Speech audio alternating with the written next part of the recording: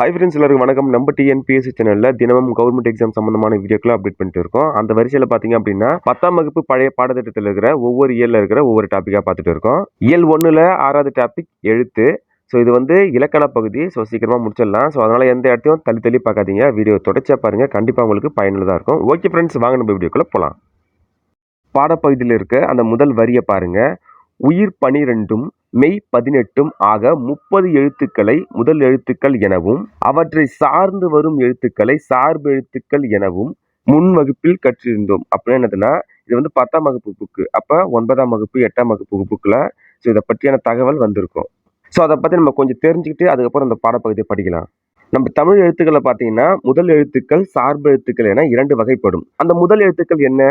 உயிர் எழுத்துக்கள் 12, மெய் எழுத்துக்கள் 18. உயிர் எழுத்துக்கள்ல குறில் எழுத்து 5, நெடில் எழுத்து 7. அதாவது அ, ஆ, இ, உ, ஊ. ஆ என்பது குறில், ஆ என்பது நெடில். அதே மெய் எழுத்துக்கள்ல பார்த்தீங்கன்னா வல்லினம், மெல்லினம், இடையினம் என 6 எழுத்துக்களா இருக்கு. மொத்தம் 18 எழுத்துக்கள். என்ன வல்லினம்? கசட தபர. மெல்லினம் ஞெஞன நெமன. இடையினம் எரல வழல. சார்பு எழுத்துக்கள் 10 வகைப்படும். உயிர்மை, ஆயுதம், உயிர் அளபெடை, ஒற்று அளபெடை, குற்றிய லிகரம், குற்றிய லுகரம், ஐகார குறுக்கம், ஔகார குறுக்கம், மகர குறுக்கம், ஆயுத குறுக்கம். நம்ம பாடப்பகுதியில் என்ன பார்க்க போறோம் பார்த்தீங்கன்னா, ஐகார குறுக்கம், ஔகார குறுக்கம், மகர குறுக்கம், ஆயுத குறுக்கம். அதுதான் இந்த பாடப்பகுதியில் பார்க்க போறோம். கான்செப்ட் இதுதான். பாடப்பகுதிக்குள்ள போயிடலாம். ஐ என்னும் நெட்டெழுத்தை தனியாக ஒலித்து பாருங்க. அது தனக்குரிய 2 மாத்திரை அளவில் இருந்து குறையாமல் ஒலிக்கும். அது என்ன அந்த மாத்திரை அப்படின்னா, கால அளவை தான் மாத்திரைன்னு சொல்றாங்க. ஐ 2 கால அளவை. ஆனா இந்த ஐ எழுத்த சொல்லின் முதலிலும் இடையிலும் கடையிலும் அதாவது கடைசியிலும் எழுதும் பொழுது தனக்குரிய அந்த 2 மாத்திரை அளவில் இருந்து குறைவாக ஒலிப்பதை நீங்க பார்க்கலாம். இப்ப அந்த ஐ என்ற எழுத்தை ஃபர்ஸ்ட்ல எழுதிட்டோம். 50 சொல்லில் முதலில் வரும்போது 1 அரை ஓகேவா, 1 மாத்திரையாக குறைந்தது. கான்செப்ட் ஞாபகம் வச்சுங்க. கேள்வி இப்படிதான் வரும். ஐ என்ற அதாவது ஐகார குறுக்கத்தில் ஐ என்ற எழுத்து முதலில் வரும்போது அதன் மாத்திரை அளவு என்ன? 1. தலைவன், அந்த ஐ என்ற அந்த சவுண்ட் வந்து நடுவில் வருது பாருங்க. அப்படி வரும்போது சொல்லின் இடையில் வரும்போது 1 மாத்திரையாக குறைகிறது. கடலை, அப்ப அந்த ஐ என்ற அந்த எழுத்து கடைசியில வருது இல்லையா, கடலை.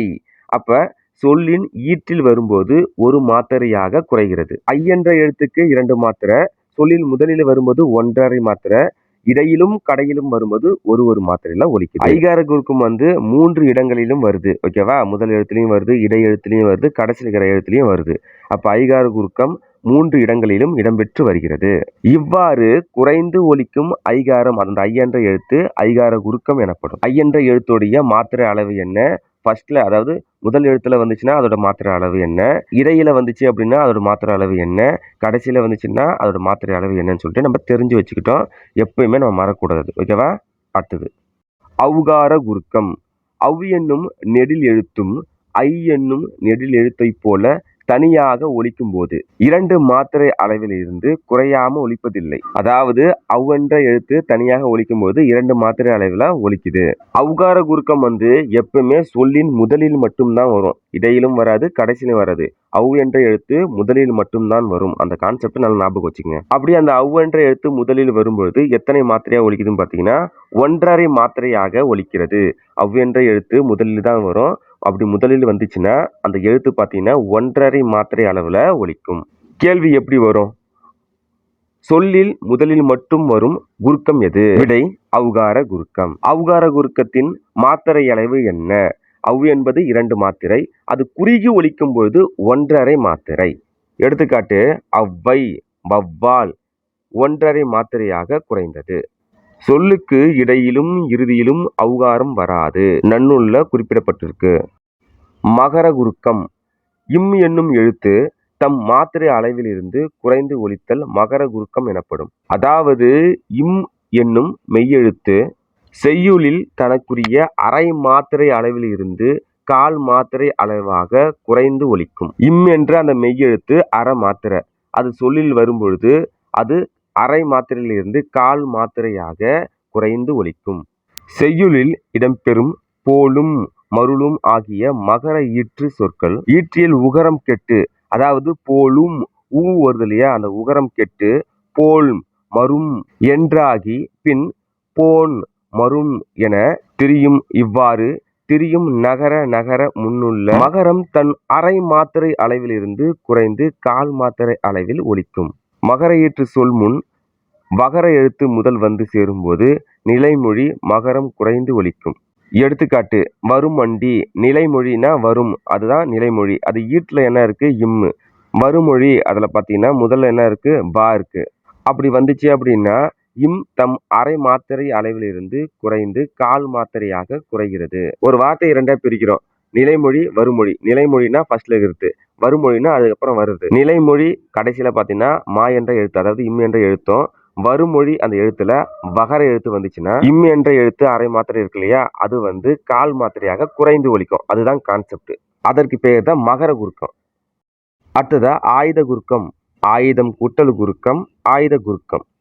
அக் என்னும் எழுத்து குறைந்து ஒலிப்பது நிலைமொழியில் தனி குறிலை அடுத்து வரும் லகர நகர வருமொழியில் உள்ள தகரத்தோடு சேரும்போது ஆயுதமாக திரியும். இவ்வாறு திரிந்த ஆயுதம் தன் அரை மாத்திரை அளவில் இருந்து குறைந்து கால் மாத்திரை அளவாக ஒலிக்கும். அதுவே ஆயுத குறுக்கம் எனப்படும். பிறகு வருமொழியில் உள்ள தகரம் இத்து நிலைமொழிக்கேற்ப நகரமாக இரும், தகரமாக இட்டு மாறி புணரும். எடுத்துக்காட்டு, கல் கூட்டல் தீது கக்ரீது, முள் கூட்டல் தீது முக்ரீது. அதாவது கான்செப்ட் மட்டும் புரிஞ்சுக்குங்க. ஆயுத எழுத்துக்கு மாத்திரை அளவு அரை மாத்திரை, சொல்லில் இடையில் மட்டும்தான் வருது. இடையில் வரும்போது அரை மாத்திரை அளவில் இருந்து கால் மாத்திரையாக குறைந்து ஒலிக்குது. அடுத்ததா பாடப்பகுதியில் இருக்க வினா. கேள்விக்கான ஆன்சரை நீங்க தான் கண்டுபிடிக்க போறீங்க. ஸோ கொஞ்சம் இடைவெளி விட்டு நானும் சொல்றேன். வளையல் இச்சொல்லில் ஐகாரம் டேஸ் மாத்திரை குறைந்து ஒலிக்கிறது.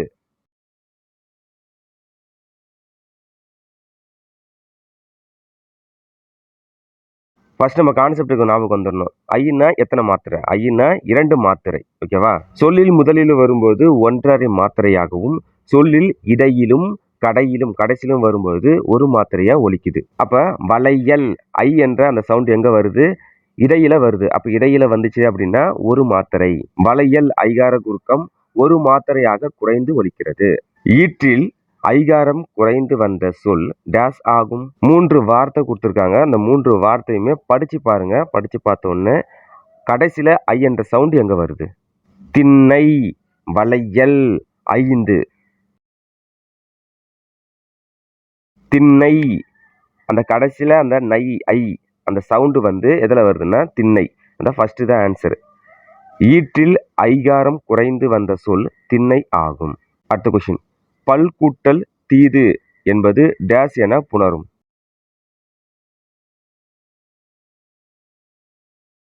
விடை என்ன வரும்?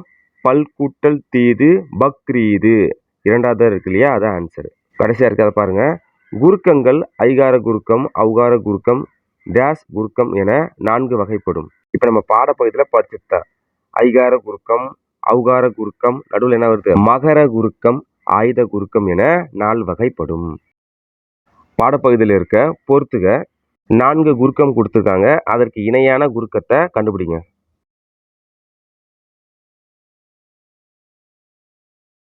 ஓகே, ஆன்சரை பாருங்க. ஐகார குறுக்கம் என்ன வரும்? தலைவன். ஔகார குறுக்கத்துக்கு என்ன வரும்? வவ்வால். ஆயுத குறுக்கத்துக்கு என்ன வரும்? முக்ரீது. மகர குறுக்கம் அதற்கு வந்து போன். இந்த பாடப்பகுதியில் பார்த்தீங்க அப்படின்னா எழுத்துல இருக்கிற சார்பு எழுத்துக்கள்ல 4 வகையான குறுக்கங்களை பார்த்தோம். சார்பு எழுத்துக்கள் எத்தனை வகைப்படும்? சார்பு எழுத்துக்கள் 10 வகைப்படும். அதுல 4 குறுக்கங்களை பார்த்துருக்கோம். இயல் 1ல 6வது டாபிக் எழுத்து. அந்த இலக்கண பகுதியில் உங்களுக்கு எதனா சந்தேகம் இருந்துச்சுன்னா இந்த வீடியோ கமெண்ட் பாக்ஸ்ல கமெண்ட் பண்ணுங்க. அதற்கு உண்டான ரிப்ளை நான் கண்டிப்பா அப்டேட் பண்றேன். அடுத்து வர காணொலி பதிவுல இயல் 2 பார்க்கலாம். இந்த காணொலி பதிவு கண்டிப்பா உங்களுக்கு பயனுள்ளதா இருக்கும்னு நினைக்கிறேன். அடுத்த காணொலி பதிவில் சந்திப்போம். நன்றி, வணக்கம்.